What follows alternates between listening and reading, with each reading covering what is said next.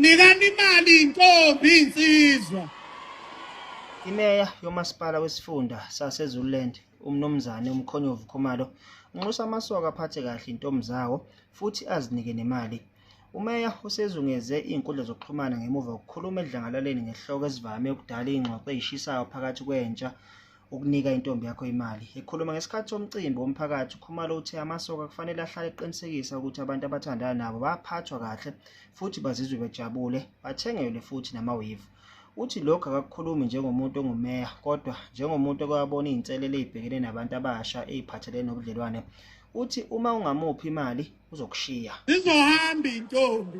Ke abantu abaningi ezinkundleni zokuxhumana bathi umeya uphusha umqondo ongase ubeke ingcindezi kubantu abangakwazi ukunikeza imali ngenxa yokungasebenzi.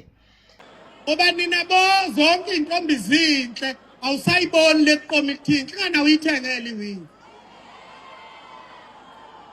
Bathengele ama-cocks, bathengele udaka lolo lufaka ebusweni, bathengele nezinkophe.